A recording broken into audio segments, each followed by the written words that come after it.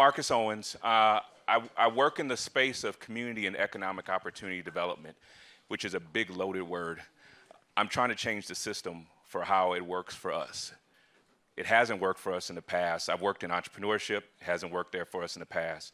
I've worked in the space of education, health and wellness, community and culture, and employment over this past year and a half. So I want to share a little bit around what's happening in the employment field.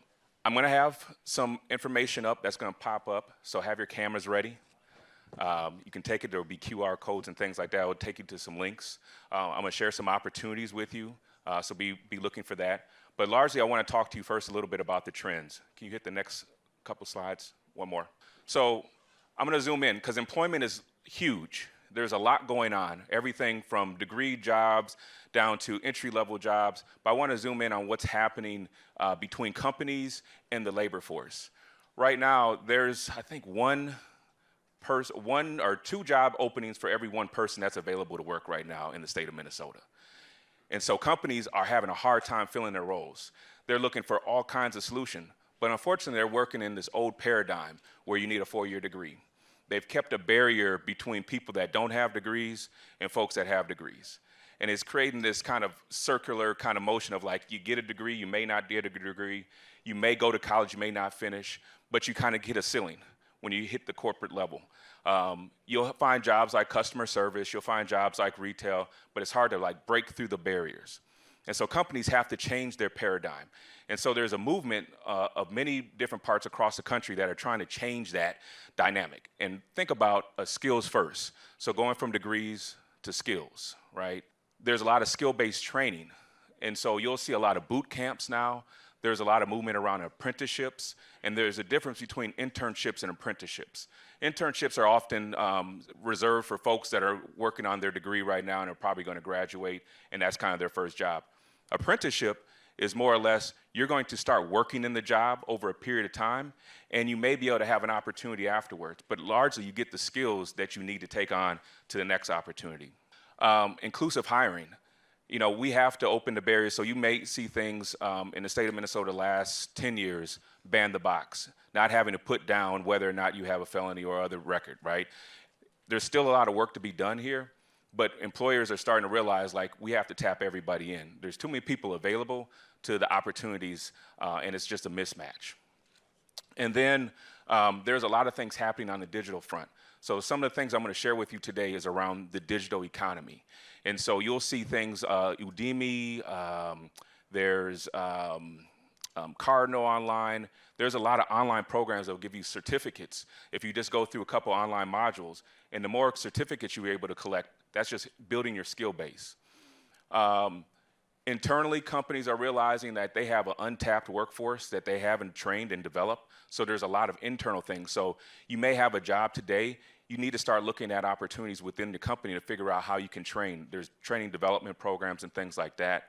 And then future-proofing. So look at what's happening in automation right now.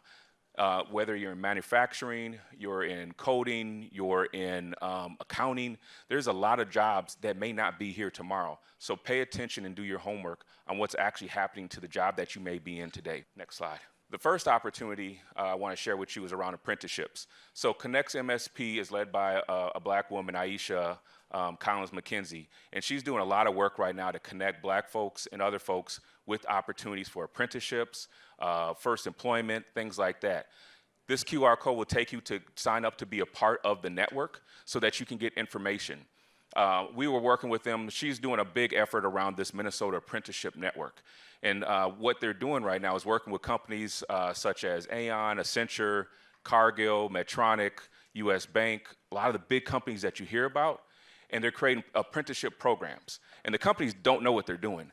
So they're connecting them with talent development organizations. You may know PPL, Hired, Summit, other organizations that you see in the community. They're starting to make these relationships so that you can get access to apprenticeships. So good opportunity for you to sign up, get information. It will come to you. They're doing the Minnesota, I think next week or 2 weeks from now is the Minnesota Apprenticeship Week. So there's a lot of different efforts and a lot of different events that you can attend to learn about apprenticeships. This past spring, I worked with Cargill to set up an apprenticeship. They had 9 apprentices that were working in data and analysts, operation analysts, and then admin. These folks are making $50,000 a year in this apprenticeship program, and if they made it through the year, they were guaranteed a job on the back end, full benefits, and then full access without a degree to all different type of opportunities. So apprenticeship, a lot of times what's happening is these jobs were degree credentialed before, meaning that you had to have a degree, but if you make it through the apprenticeship, that goes away. Now, if you still want to go and get your degree, that's okay. So like Medtronic, for instance, they have opportunities where if you are employed at Medtronic, they will pay for your degree.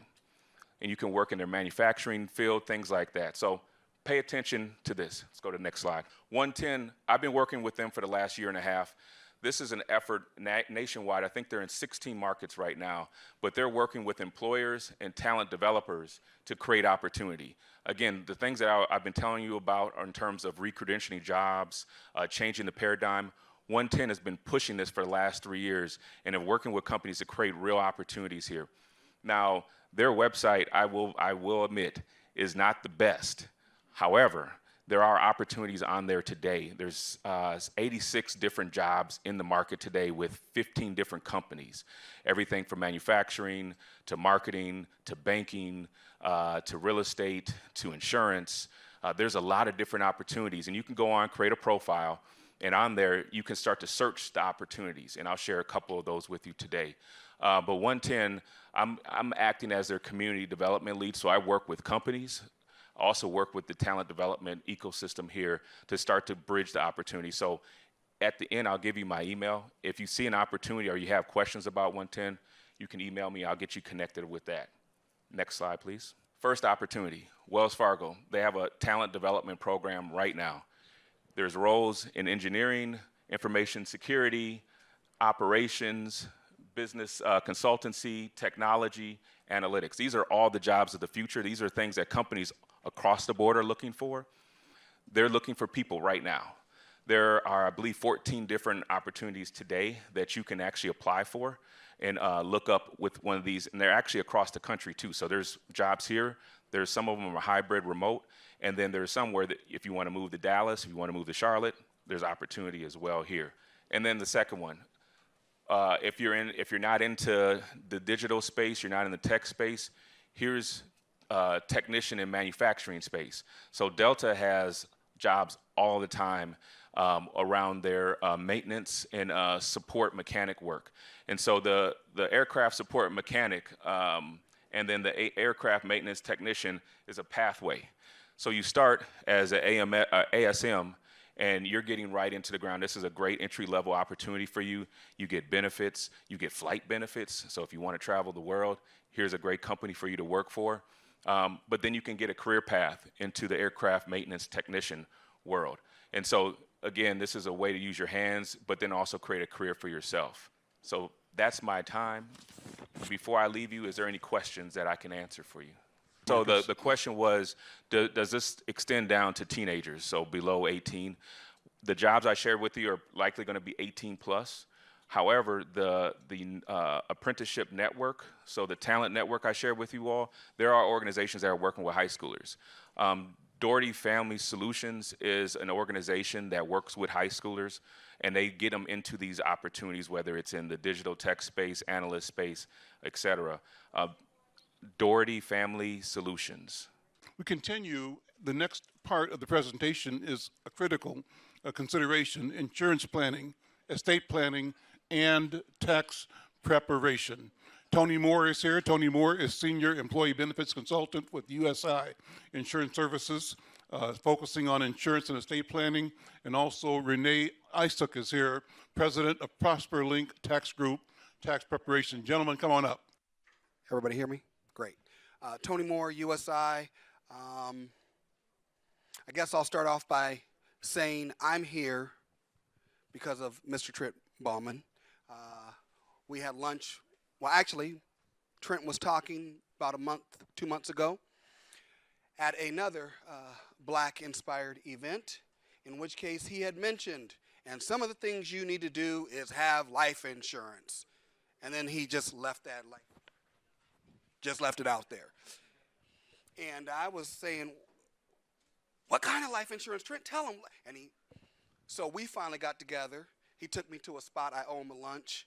By the way, those deviled eggs with the shrimp. Awesome. And we were talking that most people, and when I mean most people, I've had over 3,000 conversations with most people, don't understand life insurance, especially if they are black and brown people. And so I spent my entire career trying to talk to folks of color and changing the narrative as to, I don't need something I'm never going to use. And so before I kick it over to my colleague and go into, because I don't know how we're going to do this, we're going to do sort of a speech or a back and forth conversation. I will let you know that from the standpoint of having life insurance and the need for life insurance is based off of two things that I will tell you. It's about you and everything we talked about today, because most of you were thinking, well, I don't need it, so it ain't for me. But it's really about for your loved ones and the people behind you, and everything that we talked about today gets lost when folks die, because it goes back to the man, and this is how you stop it. It's how you stop things that happen in the communities, such as police brutality and the things that happen to black folks through police, all those things. When billion-dollar companies get involved, they shut all that down. So that's why you need life insurance. There's different types of it. I'll touch on it in a little bit, but for the most part, that's why you need it. It's not always just for you. It's about for your legacy. And so the question is do you want to have a legacy? That's what we're going to answer to take action today. Thank you. Testing 1, 2. Okay, good. Again, name is Rene Isuk, managing principal of ProsperLink Tax Group. And before I go in and piggyback on my colleague here, one of the reasons why we say it's ProsperLink Tax Group, the mission of our firm is everyone has a God-given right to prosper, but it is up to the individual to exercise those rights to prosper. And one of those ways that you exercise those rights is to understand, the opportunities and understand the importance of those things. In our area, we do tax planning. A lot of people say tax preparation because that's the foundation.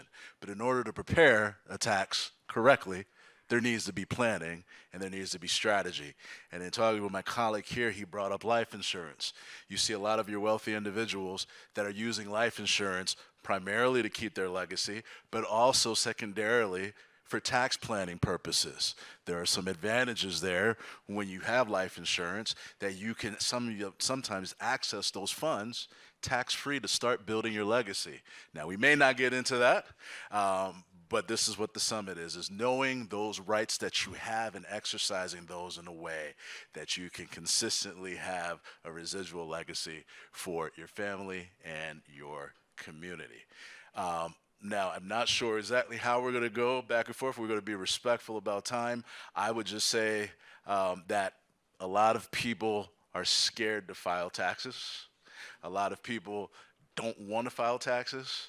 A lot of people have their own ideas about filing taxes, but to be honest with you, filing taxes is one of the foundation blocks to building wealth, because the way that you do it, the way that you plan on how to prepare those taxes can actually dictate what type of financing you have, can dictate what type of business opportunities you have, can dictate, in a sense, what type of insurance opportunities that you have to enhance your family and to enhance your businesses. And I'll turn that back over to my colleague. Thank you. So one of the things Rene had said is wealthy people use life insurance. While life insurance is for everybody, there is a code known out there as code 7702. Now, I just mentioned something that you guys just all glossed over on, rule 7702. They have another rule that you guys might have heard about. It's 401, 403. But y'all don't know nothing about 7702. 7,300 and some odd numbers down past the ones you heard about, which goes all the way back to the earlier conversations. We are not people that are in the rooms to make those codes to know how to get ahead of things. Just found out, 40 years in the business, we're behind 5 years from all the white guys or all the others that don't look like us taking advantage of programs. Why? Because we weren't in the room. So why I say you need life insurance, this conversation is really bigger than that, but the bottom line is this, is that you need to have somebody that knows something. And by the way, I'm talking from a position, I don't sell life insurance anymore unless you make over $200,000. So what I'm giving you right now is free game. There is no skin off my back to share this information for you. So I want everybody to come up because I care, because I know how it works.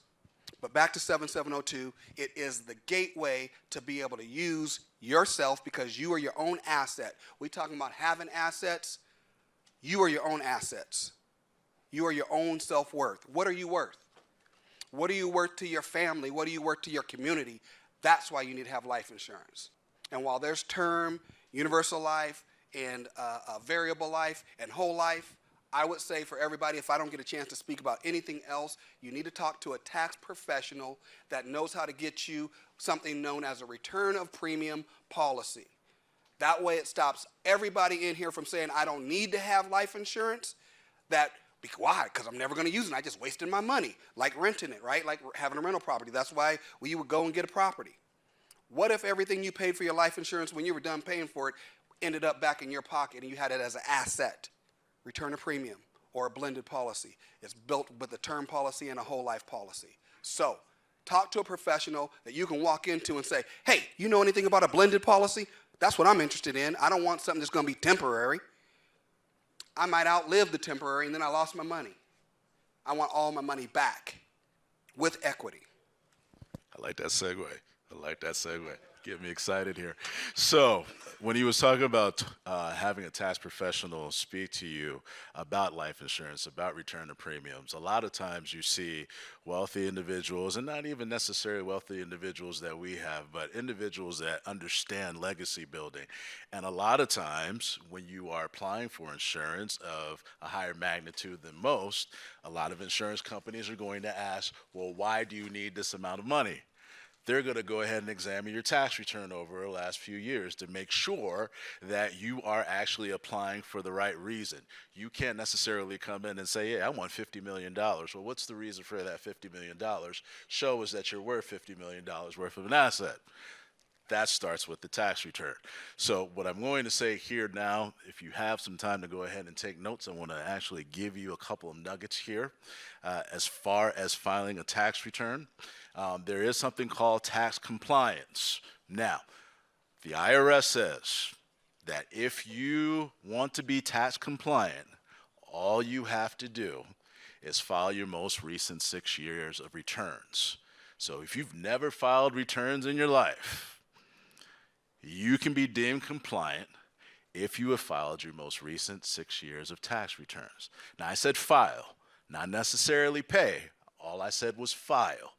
Here's the reason why it's important to do that.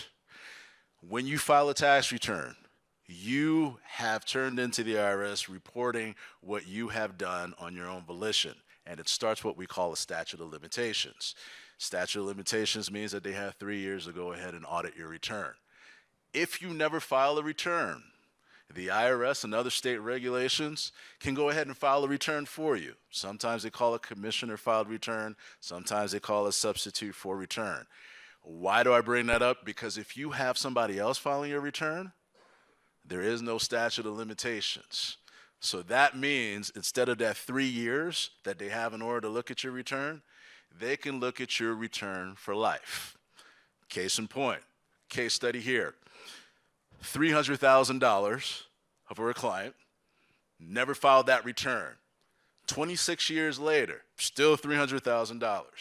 But guess what? Because that client never filed the return, the IRS kept renewing that statute because there is no statute of limitations. So that was impeding on his progress in order to build his legacy. So when in doubt, file the return, start the clock, so that after those 3 years, unless you're committing fraudulent activity, the IRS can't come and get you at that point. Okay, or rewind it back. Yes. So, compliance, 6 years, most recent returns. IRS has 3 years to look at those returns. After 3 years, they can't audit your return unless they think it's fraud. If you never file a return, the statute has never started. So you've never filed a return, the IRS can add whatever they think is according to your income, even if it's not true. And if you did not sign off on that return, they can keep adding penalties and interest. So whatever it is, always file a return. I'm going to shift gears. I'm going to shift gears a little bit because I'm here with another professional, and I'm going to ask the questions that a lot of y'all probably want to ask or should ask but don't know to ask. So Rene, as a tax professional and preparer, do you just do tax returns, or do you also, based off of who your clientele is, do something where you might either suggest some things that they should start to do in their future legacy planning so that when they come back next year, they have a better tax return, or they have better education along the way of not just coming with their 1040, turning it in, having you look over it, charge them $300 and move on? Absolutely. We talk to professionals like yourself. We talk to financial advisors because, again, we said that tax preparation is the foundation to building the wealth. But there's harmony. It's part of finance. So we talk to all the professionals. We engage with insurance professionals. We engage with financial advisors because tax planning is not coming in before April 15th and just filing a return. You're missing out on a lot of opportunities. Tax planning actually starts January 1st of that year so that you can make sure you take all the opportunities the law affords you in order to put yourself and your family in the best position. Have you ever had the ability to work with someone that if they were to say, I don't know, move out to the country, buy a piece of property, and then they can have animals on their land, whatever that is, and that could be an extra write-off for them. But there's somebody that might qualify for that or have a dream of doing that, but they didn't know that if they do that, it's going to be more beneficial to them than just maybe buying a piece of property in the city or anything of those nature where there's other different tax laws and codes that people could take advantage of based off of having those 3 to 5 year conversations with them? Yeah, absolutely. Buying land, buying some type of asset outside of the country could actually provide you a write-off in the U.S. It's called a tax credit. The U.S. is not going to go ahead and double tax you. So depending on the country that you actually purchased that property or that asset in, depending on that treaty actually may be tax favored. And as we have those conversations with those individuals, well, guess what? There's a life insurance piece that comes there. And that's where we engage in these individuals. Now you have more assets. Now you have more to protect for your legacy. Now we need to do a review of your insurance portfolio to make sure that everything is covered. And that's why we send individuals to this gentleman here. One of the last pieces here I'm going to put out here is, have any of you ever heard of affinity banking? Okay, I just wanted to know if somebody heard about it. So basically what happens is in life insurance, you can build equity in a life insurance policy just like you can in real estate. You can switch them over under a 1035 exchange just like you can in real estate and not take penalties. More importantly, as you build your life insurance policy, you can use it against your own asset to buy all the things that you might want to need in life, especially the low-level things like a car. Keep it for 30 years. You now have children. You can pay for their education where their mind's a terrible thing to waste. You let them go get the loan. After they get the loan, they complete, they graduate. You tell them you're going to pay it back at whatever percentage they get the good grades. They do 50% work, they get 50%. Use your policy to take that off. They got to do the rest.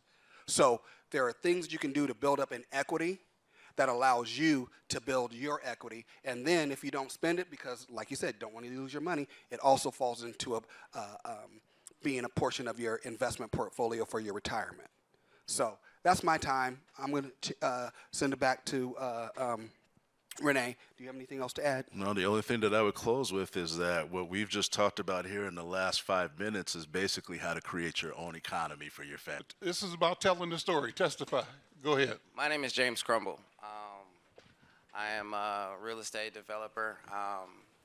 I grew up here in the cities in Minneapolis. I graduated from Dunwoody College. Okay. Graduated from Dunwoody College in Minneapolis here locally. In early 2021, I was sitting kind of where you guys were here. I actually purchased my first property early 2021. David invited me to something similar to this, and this is why I want to stress how important networking and resources is. David invited me to something similar to this. He introduced me to the program that he was actually just speaking about, the Greater Minnesota Housing Fund. From that point, I had owned a single duplex. I was actually the very first homeowner in my entire family, and I was the first to graduate college. So I had one duplex until early 2021. David introduced me to the Greater Minnesota Housing Fund program. I ended up closing on my first 21-unit property, I want to say less than 6 months later. I think it took a total of 6 months start to finish. So from the beginning of the process all the way to the end, it was a total 6-month timeline start to finish. So this can actually be done. David spoke about the financing being up to 95%, and that is absolutely accurate. And there are actual ways to even close that gap even further. There are different resources out there that are available from the city. And also, I learned of these resources through Greater Minnesota Housing Fund. They're a great tool. I stress to everyone to learn as much as you can about their program, because they do fund based on character. Your credit score is going to be somewhat of a factor, but your project is the biggest factor of all. After that project, I didn't stop there. I actually closed on another project. I did that within, I want to say, 9 months of that project. So that was a total of 39 units. So in a matter of 19 months, I think I acquired just under $6 million worth of property. So David is absolutely accurate. The program works. It is a great way to do this. It can be done. Like I said, you got 85% plus 80%, 85%. You can get it up to 95, but then you can also close that gap by doing affordable housing. Now, affordable housing is not a get-rich-quick thing. This is a very long-term thing. Me personally, I got into it for generational wealth. I wanted to leave something to my kids, something that I didn't have. I wasn't a kid that got left a bunch of property, and I didn't get, have a rich dad that left me a bunch of money. I had a small business. I got a small car lot in Denver Grove Heights. So that is where I kind of started the basis of my business. However, I did know I wanted to get into real estate development because of my children. I wanted to be able to leave them something. And that was my drive. I also got into affordable housing because I was the product of affordable housing. I lived in affordable housing. I also got pushed out of places and seen my parents pushed out of places due to rent increases. So that was another motivation for me to want to actually get into the affordable housing space. As I said, this is absolutely long-term. This isn't something you want to get into if it's, you want to be in and out in short-term, 4, 5, 6, 7 years. This is something you're going to be into it for the long-term, and it's not going to be something where you're going to make a ton of money doing so. This is more like a legacy-building tool. However, they give you the tools to be able to actually climb the hurdle, to be able to make that actually feasible. I mean, if you look at, let's just say a typical $3 million apartment building, 20% down, $600,000 cash, that's a lot of money to come up with. I probably couldn't call 10 people and borrow $6,000 from them right now. But there are ways, and there are ways that you can close this gap by having these funding sources stacked on top of each other. So you can actually get the gap down to 5%, and then also what I did with the city was I did a trade-off. So with their program, I offered the city to, I think 80% of my units were affordable housing units. And what they did in turn for me is they gave me $40,000 per unit for every single unit that I was going to make affordable. So that was money that I stacked on top of the 95%, and I closed the gap even more. So that, it just goes to show you how. Now, also, I stumbled across Greater Minnesota Housing Fund. Not only do they do acquisitions, but they do new developments. I actually had 2 new development projects under contract as well, one in Denver Grove Heights and then one in South St. Paul. I kind of reverse engineered those, and I kind of called the city and I asked the city, this is just being resourceful. I called the city. I said, hey, I'm looking to, you know, put up an affordable housing apartment building. Where would you, you know, think one would fit at? And the city planner actually gave me a few ideas and a few different people to call. And through calling those people, I was able to acquire another project and put it under contract. And they were going to fund that project as well. So they're a great resource, and I just speak upon that because I was sitting where you guys were 2 years ago. And like I said, I had just bought my first duplex, and that was just an owner-occupied duplex. And, you know, through this meeting here with David, by chance, I ran into the Greater Minnesota Housing Resource, and then through networking and other things, I was able to execute and actually purchase an apartment building. And then I went back and did it again. So, and I'm actually got another one under contract right now that I'm looking to probably try to close early January. So David just wanted me to kind of tell my story that this actually does work and it can be done because like I said, he just invited me, just like every one of you here, to come, you know, get some information. I took that information, I ran with it, and I used the resources, and I executed the plan I had. Is there anything you want me to touch on, David? No, absolutely. I mean, in just this year, I've got a few 100,000 already in equity, but I put some of my own money into the properties myself as well. But it's how quick it can happen. Thank you. Give him a round of applause. That's an amazing story. It's a wonderful story. Test. Brother Paul, go ahead. All right. Hey, can y'all hear me? All right. I'm Paul Rhodes. I also know David went through the Build Wealth program. So my testimony is, 2010? I think about 2010, I bought my first house. Was outside of Build Wealth. End up getting into a bad, I thought it was a fix, but it wasn't. It was an arm. So about 3 or 4 years after I got in, man, my payments went up triple. And it was like, what should I do? Should I keep making payments or let it go? You know, household, we was arguing all the time about it. I just finally said, forget it. I'm just gonna go ahead and let the house go. I moved to an apartment. Had an apartment, loved it. Took my 3 kids, went to an apartment, 2-bedroom. I stayed there for 1 year, and I was like, you know what, I was comfortable. I had, you know, underground parking, indoor, outdoor pool. I was loving it. I said, no, I need my own apartment. I need my own house. So I ended up just saying, it's time for me to get a house. I already been through the Build Wealth program. So I went through the Build Wealth program. I already knew my credit was getting better, was getting good. That same Sunday night, I think, I told my wife, I said, we're going to get a house.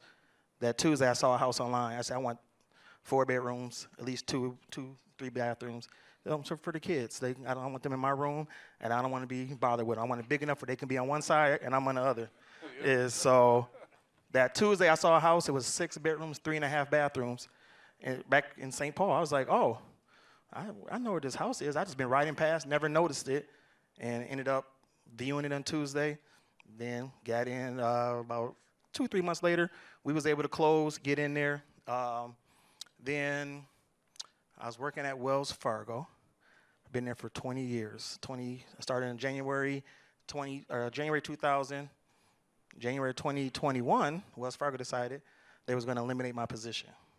So I'm at home like, oh, nothing don't really faze me. I'm like, oh well, I guess something, God will have something for me. So I ain't worried about it. So then I end up starting my online business, like selling stuff online, buying stuff. So then I ended up saying, let me see what businesses are for sale. And I ended up finding, I was looking for a car wash or a laundromat. Something I said, I can have cash flow they don't have to know about. So then I was like, that's what I was looking at. And I was like, let me see what restaurants. Never worked a day in my life at a restaurant. Never did fast food. End up seeing a Subway. I'm like, I guess. I ended up reaching out to him, to the broker, like, yeah, I'm interested in all this. I think I was in August. He was like, you serious? I was like, yeah, I didn't know where it was. Come to find out, it's right down the street from the house, right across the street from my sister didn't work. I'm like, oh, man. So I said, y'all going to be over here all the time trying to get food. So I ended up buying it. I think I bought it for $80,000. So, but it was cheap, $80,000. $80,000. All right. And then, so I'm in there. So I bought that in January 2022. So I've been there running it. It's fun. Got my kids working, my mom's working. They out my pockets. I don't have to worry about them. They was like, oh, when you're in franchise, they try to flood you with other ones. And I met this lady. She was like, yeah, don't take everyone they give you. And so I ended up, there was one on the east side of St. Paul. I already told him no, I'd never see nobody going that one. And then there was Egan. I said, that's too far. I'm not trying to travel that far. And then, so I just ended up backing out, saying, nope, I don't want none of them. And then the one in St. Paul on Wright Street closed in December. And in May 2023, this year, I said, man, let me go look at this one. It's right down the street from the house. It's halfway between both. I said, I can go. That's close enough. And, oh, the neighborhood's bad. I grew up in St. Paul. I'm like, I ain't scared of none of these. I'm like, come on now. My first house was a block away from there. So I was like, oh. So I ended up, they said, yeah, I know they give franchises to other franchisees. They always give them away. But they wanted me to pay. I said, why am I paying for one that's closed?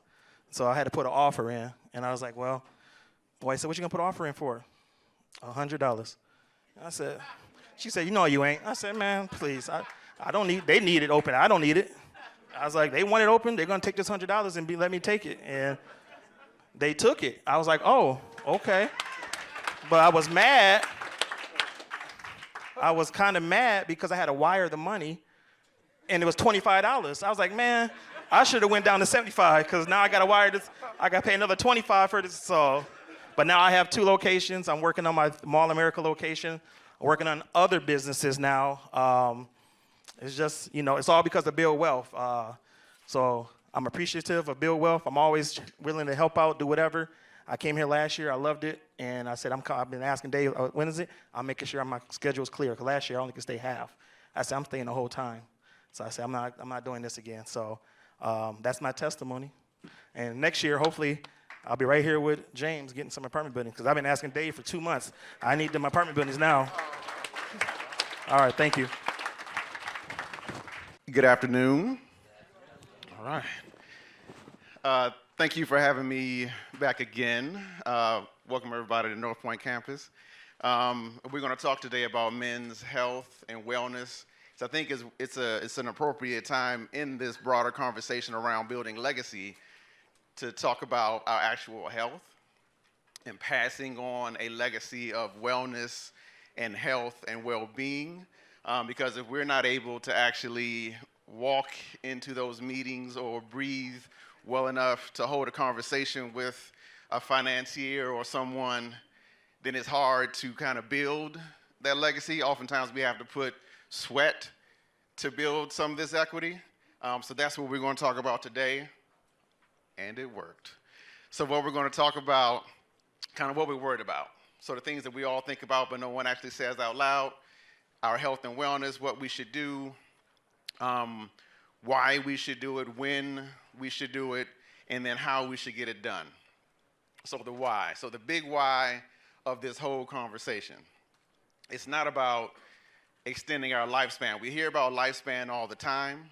Lifespan is just how many years you live. I mean, I lived to 99, but the last 30 years of my life, I couldn't stand up.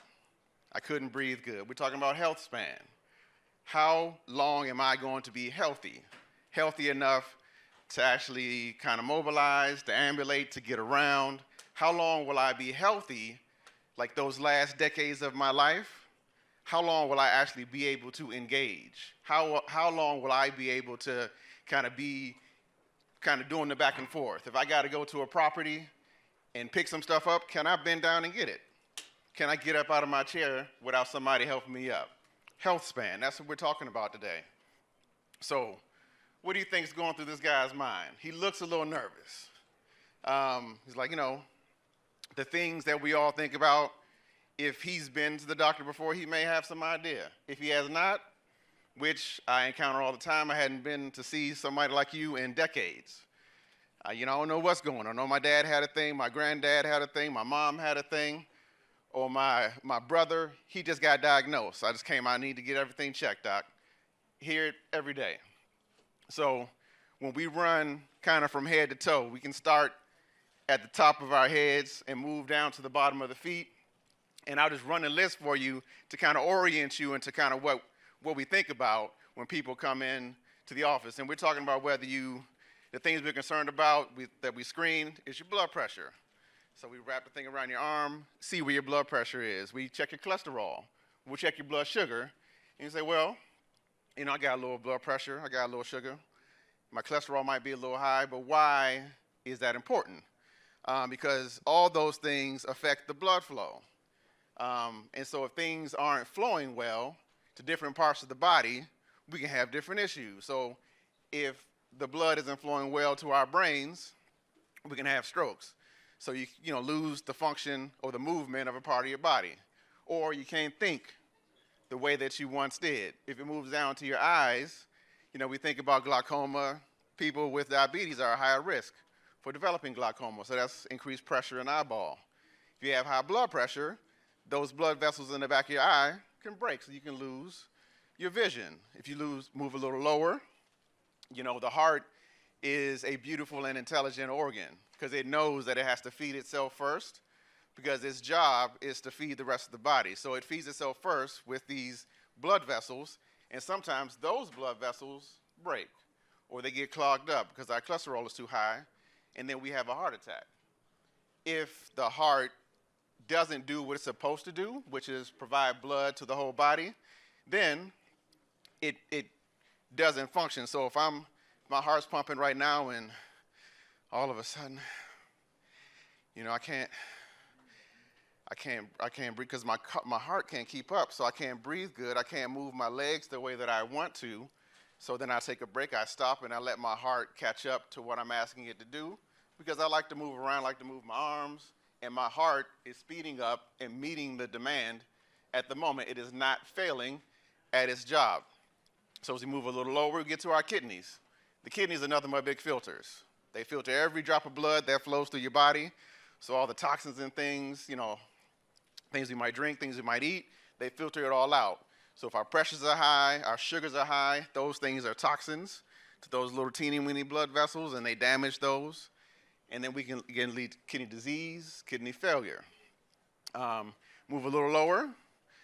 This is probably the top thing that gets people in the office is when sexual function is impaired in some way. And that's not just erections. We're talking about desire as well. High blood pressure, high sugar, high cholesterol impacts all those things. Also, depression, anxiety impacts these things as well. And moving down into the legs. If those blood vessels are not pumping blood the way we want because they're impacted by blood pressure, blood sugar, high cholesterol, and other things, then we get issues with cramping in our legs as we walk. That was a high impact slide, and we'll talk about just more particularly the why. So the right side on the slide tells us that it's more common in us, meaning black people, black men, black women. Hypertension, we more commonly have it. The one next to that tells us that it's less well treated in us. So we have it more, and it's not treated better, but we have it more often than other people. This slide, the green arrow is where we're sitting. What you want to have as an area is for that to be, you want it to be light. So the darker the square, the more common high blood pressure is in that area. So if you look where all the black people live, where we're sitting, well, not all the black people, but a good number of black people live, from census tract data, higher incidence of high blood pressure. Same data for diabetes, same data for high cholesterol, same data for asthma. This is not by accident, but that's not why I'm here today, to talk about the reasons behind all this. But this is the reality that we live with at the moment. And the numbers, we want to stay in the green. So 120 over 80 is the number we're shooting for. Anything above that should raise a flag for you. So you want to go talk to somebody about it. You might live somewhere 124 over 86, and that might be acceptable for you. You might live 130 over 90, maybe not. If you're higher than that, I see people come in 220 over 160, and then we rush them off because we're in stroke range. I think a big take home is if you feel funny, just go get checked out. You don't want to feel funny for a year and then it's too late. Something changes. It's like, man, this thing on my back been growing for 2 years. Come on in, because sometimes we can do something about those things, but we need to do something about them early. So when that thing was real small, we could have just, taken that off, put some salve on it, but now it's too late. Diabetes is when the sugar, so the stuff we are eating and the stuff we're drinking, and this isn't just a senior person's and old man's talk. This is for young people too, because the sodas, the juices, all these things that we drink and we love as kids, the juice boxes and all that, there's so much sugar in these things, and our bodies are not fashioned to kind of live and tolerate these high sugars for a lifetime. So once we get, because I'm seeing kids that are 12, 13, 14 years old that we're diagnosing with diabetes, with high blood pressure, with high cholesterol, because of the things that have been adopted into what we call our food culture, which is an Americanized diet that we've adopted as a people. But those with kind of these high blood sugars are at increased risk for all the things we talked about before. So making special effort to adjust our diets and our intake in a way that not only impacts us, as we're talking about legacy, but changes the way that our families are eating is critically important. And we look at cholesterol, which if you get the report, it's just a bunch of numbers. But what it actually means is those blood vessels, if you think about like a hose, and you got your garden hose or water hose, and you water in the lawn, and you accidentally step on the hose, and what happens to that flow? It kind of gets weaker. Same thing with the blood vessel. So me stepping on that hose is the same as me having a caked up blood vessel full of cholesterol. So my blood is kind of squeezing through trying to get by. And what happens when we have a heart attack sometimes, that blood is squeezing through and it breaks off one of those cholesterol chips and it gets lodged in one of those blood vessels. So that is why when that doc says, hey, I want you to take this medicine, or I want you to kind of eat more vegetables in your diet or decrease the amount of fat you're taking in, that's the reason. It's not just because I'm trying to get you to take Lipitor or Crestor or whatever the medicine is, or I'm getting a kickback on the metformin. It's because I don't want that to break off in your heart, and then you end up in the hospital behind it, or even dead, which does happen if it's the big one. And why we like to see people, because like for things that we won't know about unless we get it checked. So we think about colon cancer. We start screening at 45. It is more common in us.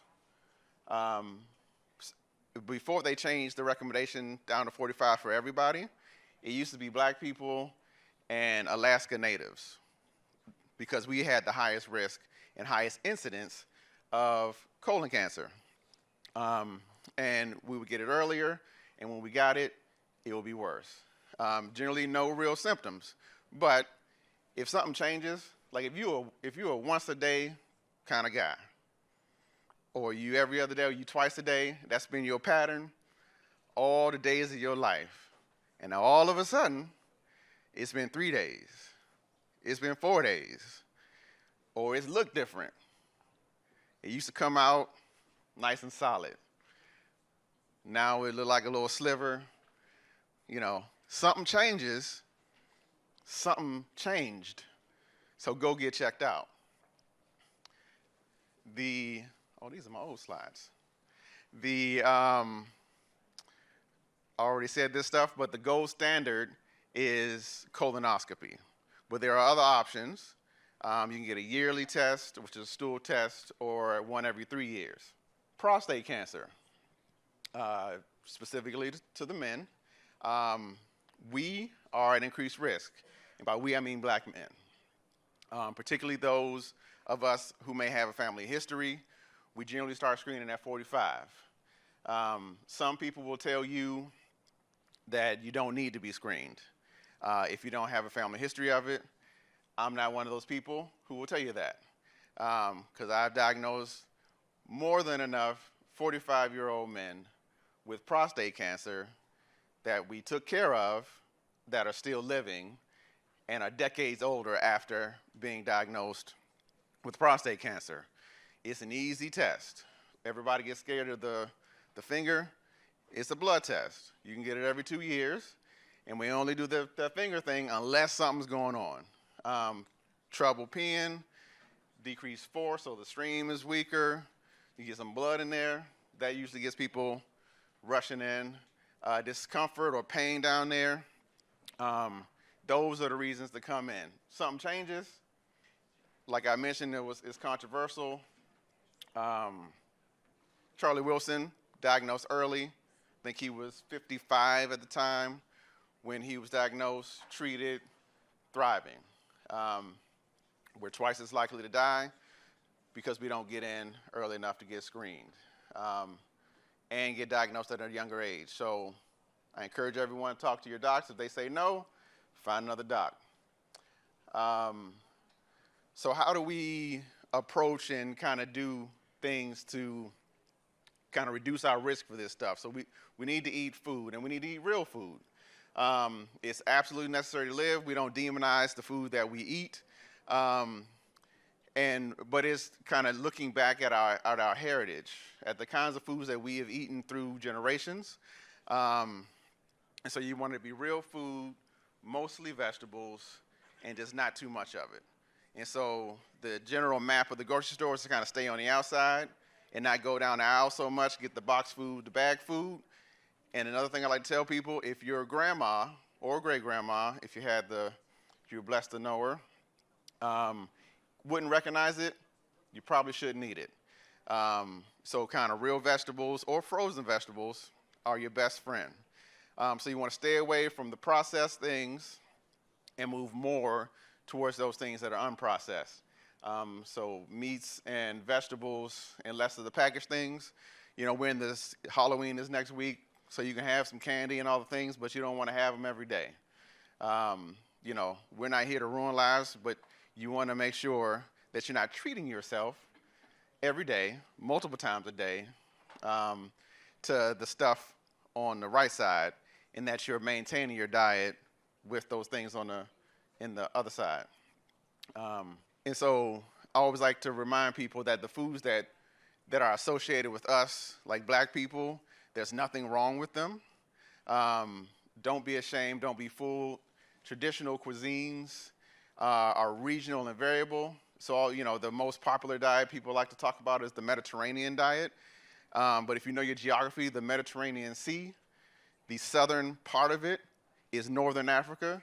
So those vegetables that are native to the continent, that is in our heritage. Other parts of the continent, the vegetables, the meats, the beans, the rice, all those things that were transported from the continent to this continent are in our heritage. So leaning into those heritage foods, those vegetables mainly, those whole grains, that is the way to go. And so the things that we like to eat at our cultural meals, so like I'm going to have some greens. I may not make them with the ham hock on Thanksgiving. You know, I might do a smoked turkey neck or make it meatless altogether. I will have a scoop of mac and cheese, but I don't do that at every meal. You know, we're going to have turkey, we're going to have ham, we're going to have chicken. There will be a fried and a baked chicken option. You know, so you can still have the things that we all enjoy and not feel bad about it. We should also exercise. You know, if I had more time, I'd have everybody get up because the exercise changes things. So it helps to kind of get hormones moving. So it's better mood, better energy, better memory, better attention. The increases the dopamine, and it just kind of helps out with most things. And I will skip forward to this one, because what we actually just want to do is have an increase in our total daily activity. Because some of us, we don't have physical jobs, or during the day we're not up and active. So if you have a period of time where you're doing some exercise, and you do, say, like 60 minutes of exercise in the morning or the evening or somewhere midday, but then you go sit down for the rest of the day, you can just toss that exercise you did out the window, because the time you spent sitting in that chair or wherever you're sitting is just discounted the exercise you did for that hour. What you'd want to do is have your total daily exercise, there he is, your total activity for the day to be active. So decreasing the amount of sedentary time that you have, so decreasing television and screen time, and then kind of increasing your active time. And it's a recent study just came out that showed that if we do about 5 minutes of exercise, of walking, every 30 minutes, it makes up for the amount of time we're sitting. And I'm not talking about, racing. It's actually just standing up 5 minutes every 30 minutes. So if you set the alarm on your watch or your phone every 30 minutes to just get up and walk in place for about 5 minutes, you'll counteract the impact of a sitting job, if that's something that you do. And that's easy to do, because I can do this and still talk to y'all. Or I can be on the phone, or I can, like most of us, look at the feed and kind of keep up with what's going on, or just get up and go to the bathroom. But once you've been sitting for hours and hours, that adds up. And so you want to break up that monotony and just do this, which is easy. And then eventually, once you've kind of been exercising enough, you'll be tired enough, you're going to get you some sleep. And we discount the importance of sleeping because while we're asleep, our body is repairing itself. The hormones and things in our brain kind of get around, and they kind of clean out the junk, the memories we've made, the deals we've thought about, they get cemented in. But you have to sleep. If people sometimes say, I'll sleep when I'm dead. If that's how you think, death will come sooner for you, and that's just a fact. You need sleep to live. Most of us need at least 7 to 8 hours, and I'll just leave it at that. And then, mental health challenges are more common than we admit. So if it is a challenge for you, whether it's depression, anxiety, or any of the things, many of us have come up, none of us are able to escape the traumas of this world, and particularly this country. So we could all use a check-in, whether it has a name or not. Just check in with somebody that's not your cousin, that can actually kind of give you some guidance into, unless your cousin is a clinical psychologist or a licensed social worker that does therapy, to give you some guidance on your mental health, because it's super important. And also to pass that legacy down to our kids, that it is okay to not be okay, and to seek help when it's necessary. Because depression often looks different or presents different in us. They might see me as the grumpy guy. He's always in a bad mood, and he snaps. You either overworking or sleeping too much, too little. He using. There's usually a reason. Like, why are you always drinking? Why he always this or that? There's usually a reason. And so figure out what those reasons are. And there's nothing wrong with admitting that you need a little assistance. So this is real fast. But what we talked about is we're trying to avoid the things that will shorten our lifespan or our health span.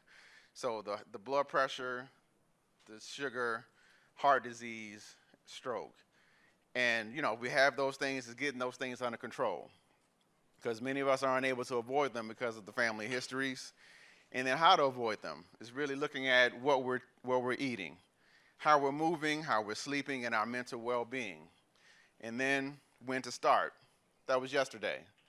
But if you hadn't started, you can do it today, you can do it tomorrow. But start it yesterday. And if you hadn't, do that today. Why? Again, because we want to extend the amount of time that we're actually healthy, that we're actually able to continue and to be well and to engage in community in the way that we desire, in the way that we want, and how we see ourselves. And if there are questions, please feel free. Otherwise, if you need to get a checkup or have another concern, you can go to our website or give us a call. We'd be more than happy to serve. Thank you.